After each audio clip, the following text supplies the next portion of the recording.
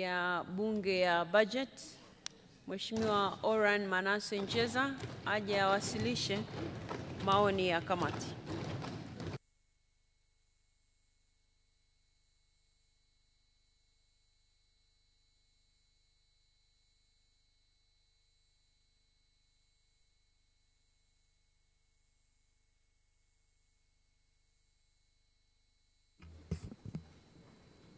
Mheshimiwa Spika, kwa mujibu wa kanuni ya 124 fasi ya 8 ya kanuni za kudumu za Bunge toleo la Februari 2023, na kwa kuzingatia kifungu cha 9 kifungu kidogo cha kwanza na cha pili cha sheria ya bajeti sura 439, naomba kuwasilisha maoni ya kamati ya kudumu ya Bunge ya bajeti kuhusu tathmini ya hali ya uchumi wa taifa kwa mwaka 2024.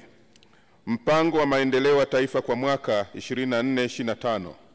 Utekelezaji wa bajeti ya serikali kwa mwaka 2024-2025 pamoja na mapendekezo ya mpango wa bajeti ya serikali kwa mwaka wa fedha 2025-2026. Mheshimiwa Spika, taarifa hii imegawanyika katika sehemu 10 kama inavyoonekana kwenye taarifa ya kamati. Naomba taarifa yote ya kamati ingie kwenye kumbukumbu rasmi za Bunge kama ilivyowasilishwa.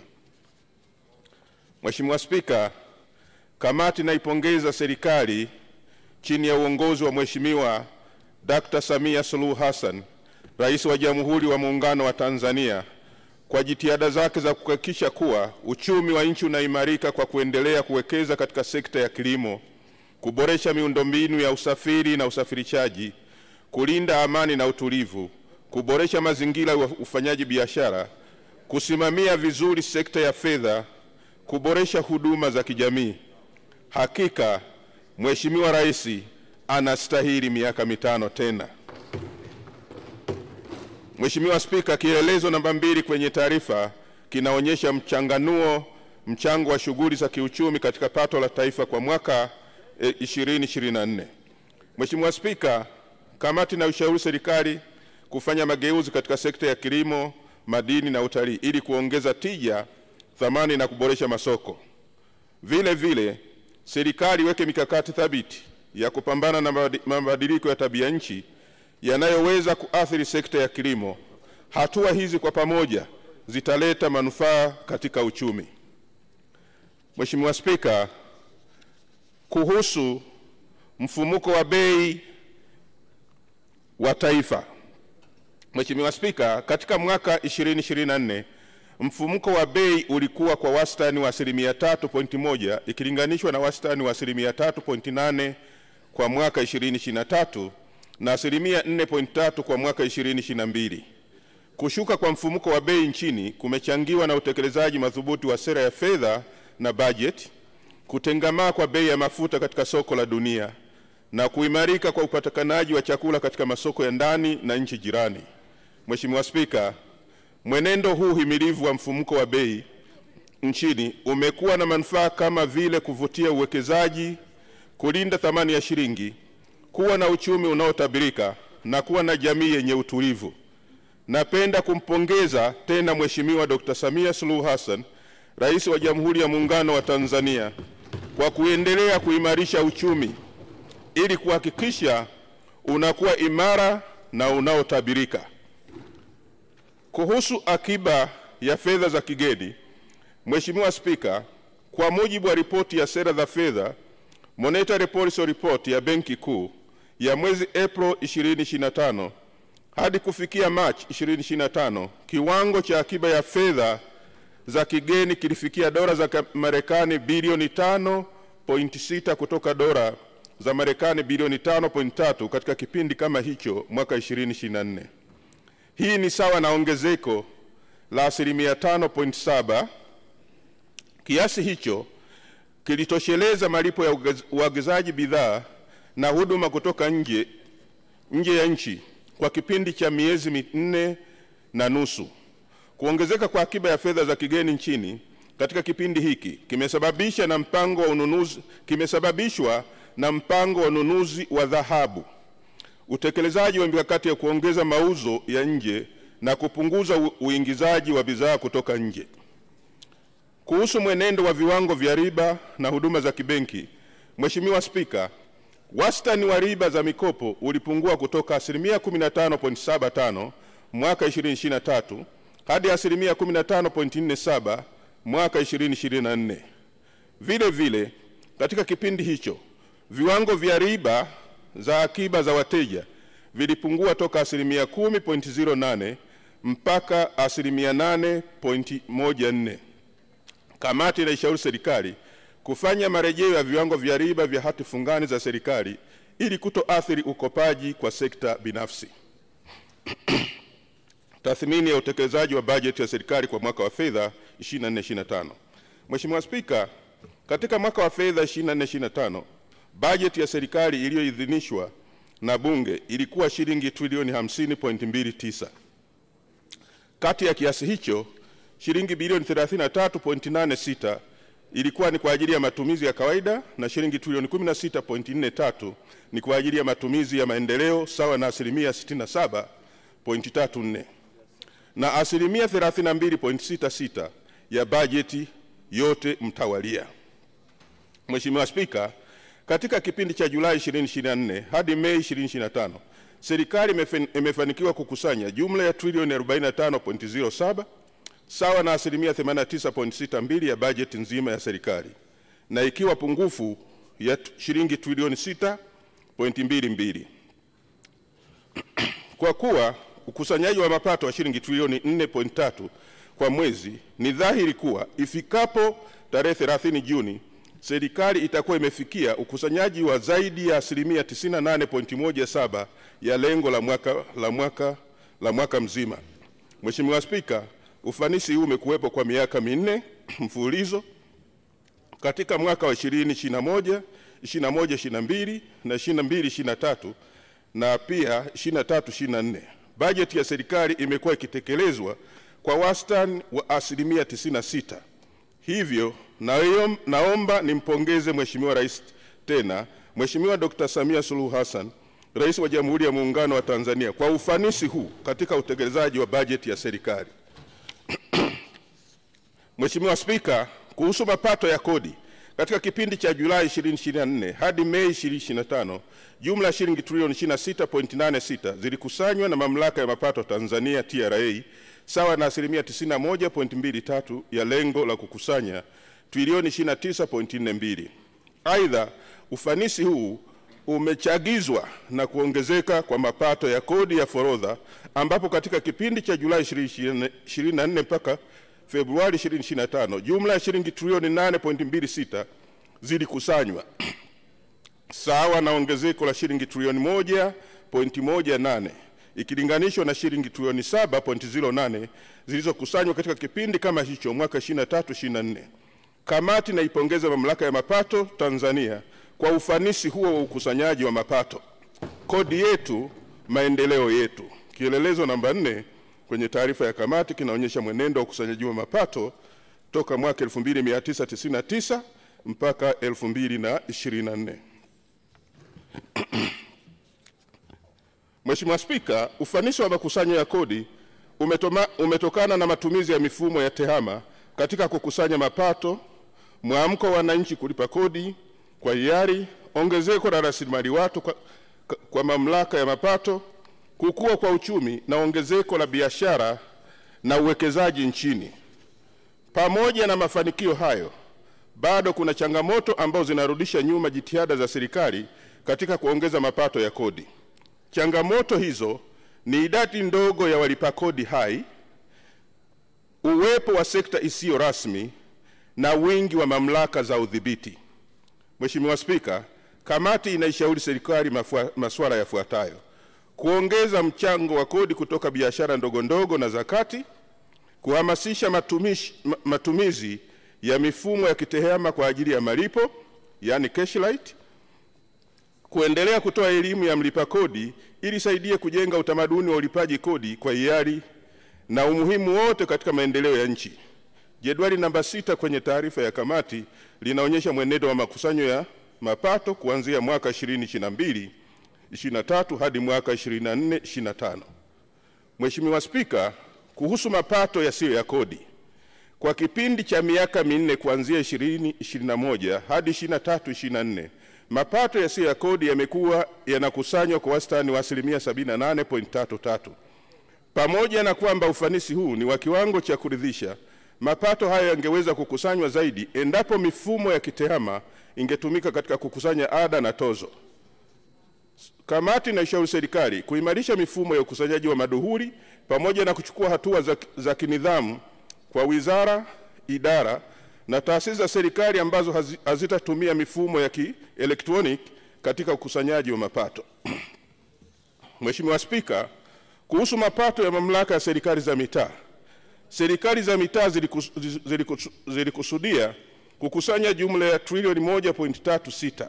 Hadi Mei 2025, kiasi cha shilingi trilioni 1.26 kilikusanywa sawa na 92.65% ya lengo la mwaka. Ufanisi huu umetokana na matumizi ya mfumo wa tausi katika ukusanyaji wa mapato.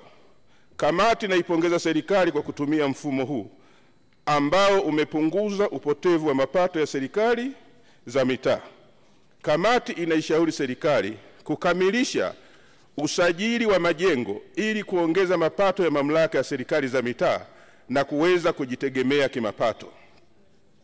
Mheshimiwa Spika, kuhusu mwenendo wa matumizi. Katika mwaka wa fedha 24-25, serikali iliweka maeneo ya vipaumbele vyenye lengo la kuweka chachu ya ukuaji wa uchumi na kuongeza ajira. Hadi mwezi Mei 2025, ridhaa ya matumizi iliyokuwa imetolewa na serikali ilikuwa ni shilingi trilioni 42.90, sawa na 85.31% ya bajeti ya serikali ya shilingi trilioni 50.29.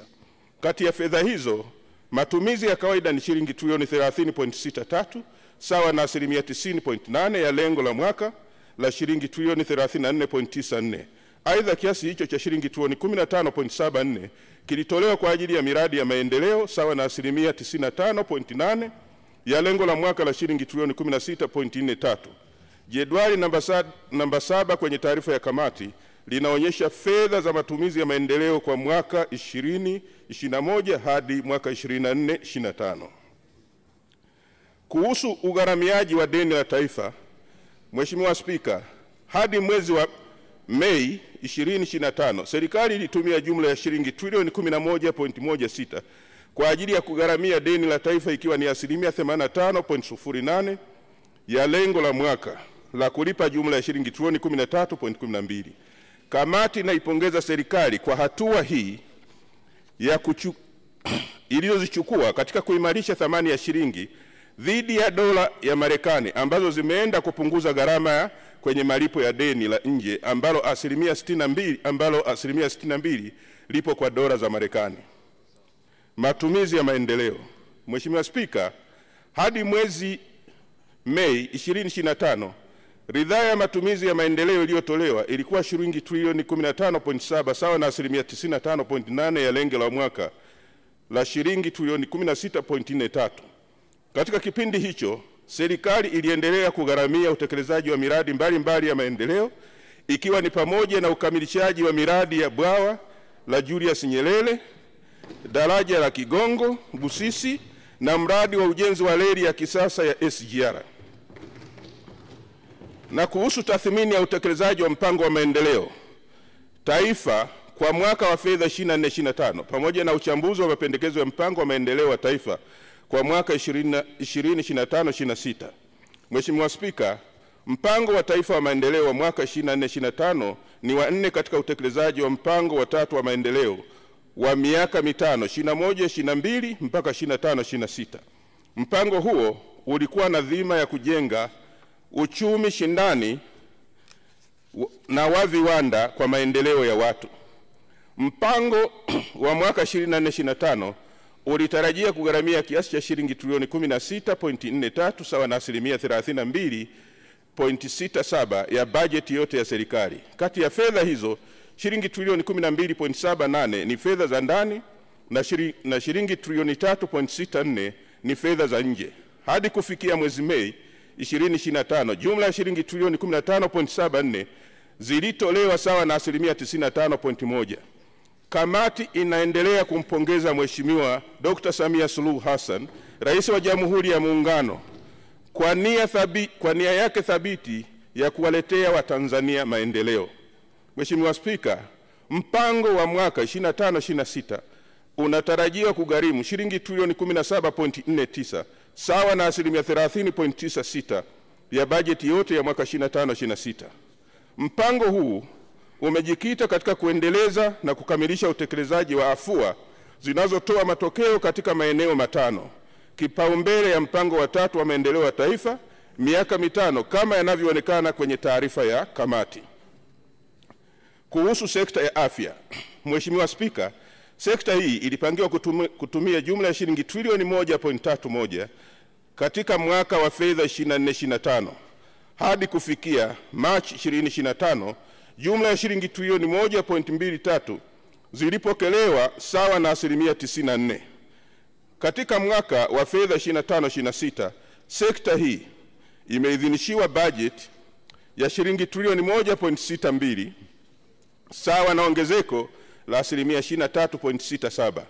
Aidha, katika kipindi cha miaka mitano 21-22 mpaka 25-26 tumeshuhudia bajeti ya sekta hii ikiongezeka kutoka trilioni 1.03 hadi shilingi trilioni 1.162 sawa na ongezeko la asilimia 56.47.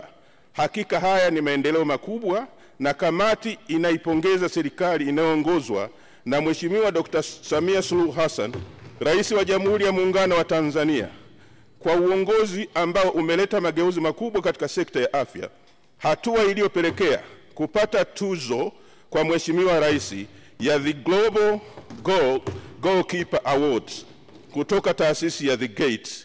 Mafanikio ya sekta hii ni kama yanavyoonekana kwenye taarifa ya kamati. Kuhusu sekta ya madini, Mheshimiwa Spika, katika mwaka 24-25 sekta ya madini ilitengewa bajeti ya shilingi bilioni 531.27 na hadi kufikia Machi sekta hii ilikuwa imepokea shilingi bilioni 392 sawa na asilimia 73.85. Aidha, katika mwaka 2024 sekta hii imekuwa kwa asilimia 8.3 na kuchangia asilimia 10.1 katika pato la taifa. Kamati inaendelea kuipongeza serikali inayoongozwa na Mheshimiwa Dr. Samia Suluhu Hassan wa Tanzania, wa Jamhuri ya Muungano wa Tanzania.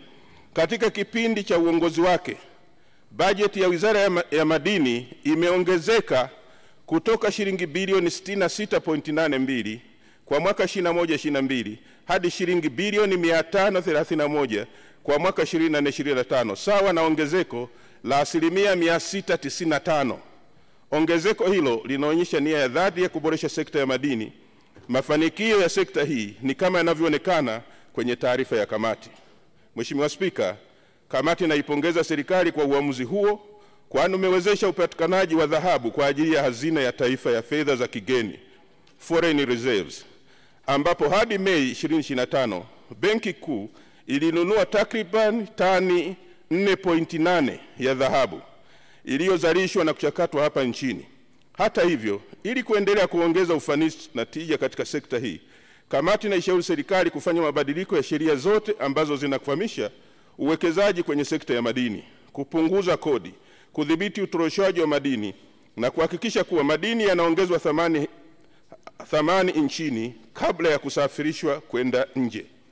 Mheshimiwa Spika, kuhusu sekta ya utalii, katika mwaka 2023-24 sekta ya utalii ilichangia asilimia 17.2 ya pato la taifa na kuchangia asilimia 26 ya mapato ya fedha za kigeni, na hivyo kuwa miongoni mwa sekta zilizochangia kwa kiasi kikubwa katika pato la taifa. Aidha, kamati inaipongeza serikali kwa kuendelea kuimarisha sekta ya maliasili na utalii kwa kuendeleza na kukuza vivutio mbalimbali vya utalii, ikiwemo kuanzishwa kwa programu maalum za kuitangaza Tanzania kimataifa kama vile filamu ya The Royal Tour pamoja na filamu ya Amazing Tanzania. Mheshimiwa Spika, kufuatia mchango wa sekta hii katika uchumi, kamati inaishauri serikali kuhakikisha kuwa mamlaka ya uhifadhi zinatengewa fedha ya kutosha kwa ajili ya kuendeleza miundombinu muhimu ya sekta hii na kujiendesha kwa ufanisi. Aidha, serikali pia itenge fedha ya kutosha kwa ajili ya kutangaza nchi yetu kimataifa ili kuvutia watalii wengi zaidi. Hatua hizi ziende sambamba na kurejewa kwa mifumo ya kodi na tozo ili kutatua changamoto zilizopo. Mheshimiwa Spika, pia kuna hoja mahususi. Mheshimiwa Spika, katika mwaka wa fedha 23-24 masuala 22 yaliibuka wakati wa majadiliano bungeni kwa mujibu wa kanuni ya 124 fasihi ya kwanza. Kati ya masuala hayo, masuala 10 yalihitaji ufuatiliaji na masuala 12 kamati ilikubaliana na hatua za utekelezaji zilizochukuliwa na serikali. Vile vile, katika mwaka wa fedha 24-25 kwa mujibu wa kanuni ya 117 kanuni ndogo ya 3 na ya 4, masuala 17 yaliibuliwa na kamati za kisekta. Kati ya masuala hayo, masuala 7 yalihitaji ufuatiliaji na masuala 10 kamati ilikubaliana na hatua za utekelezaji zilizochukuliwa na serikali.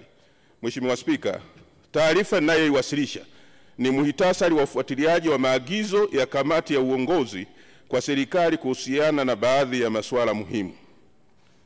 Swala la kwanza, hoja zilizotekelezwa kikamilifu na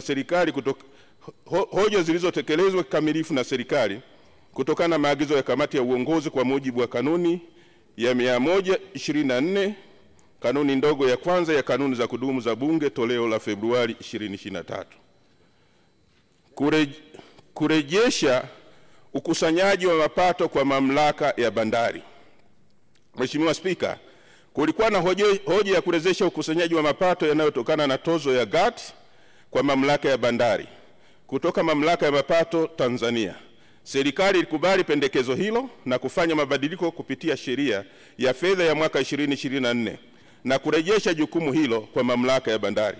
Mheshimiwa Spika, hatua hizo za utekelezaji zinaonyesha nia ahadi ya serikali inayoongozwa na Mheshimiwa Dr. Samia Suluhu Hassan, Rais wa Jamhuri ya Muungano wa Tanzania, kwa kutekeleza maazimio ya kamati ya uongozi.